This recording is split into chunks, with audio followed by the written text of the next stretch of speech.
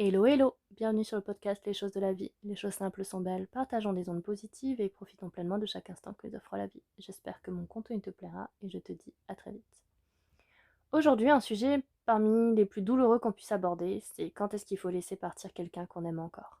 Parce qu'on pense souvent que si on aime, on doit rester. Mais l'amour seul ne suffit pas toujours et savoir lâcher, parfois c'est un acte d'amour le plus courageux qu'on puisse faire pour l'autre et pour soi-même.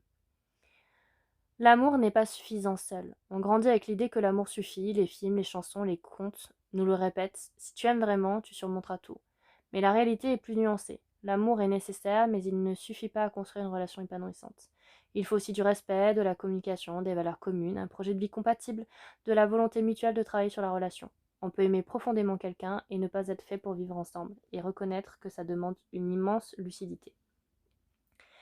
Comment reconnaître le moment où il est peut-être temps de laisser partir quelqu'un? Eh bien, il n'y a pas de formule magique, mais voici quelques indicateurs. Le premier signal, c'est que vous essayez depuis longtemps de résoudre les mêmes problèmes et ça ne change rien. C'est pas un manque d'effort, c'est peut-être une incompatibilité fondamentale. Le deuxième signal, c'est que tu te perds dans cette relation. Tu n'es plus toi-même, tes besoins ne comptent pas, tes rêves s'effacent. Une relation ne devrait pas t'amenuiser. Le troisième signal, c'est que tu restes par peur, peur de la solitude, de faire de la peine, du regard des autres, et non pas par amour et désir réel.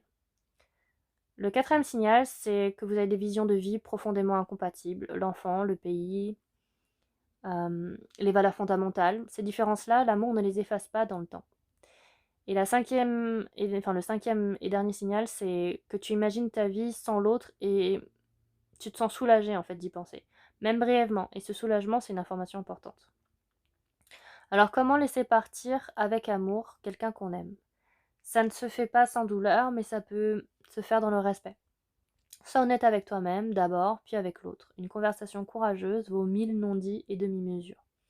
Et rappelle-toi que laisser partir quelqu'un, c'est aussi lui donner la chance de trouver quelqu'un pour qui ce sera la bonne personne. Lâcher par amour est l'un des actes les plus matures et les plus courageux qui soient. C'est pas un abandon, c'est une décision consciente, prise pour le bien des deux personnes. Si tu traverses cette réflexion en ce moment, sois doux avec toi-même. C'est difficile et tu mérites d'être entouré de gens qui t'accompagnent dans cette période. Merci d'avoir écouté. Je te dis à très bientôt pour un nouvel épisode et en attendant, prends bien soin de toi.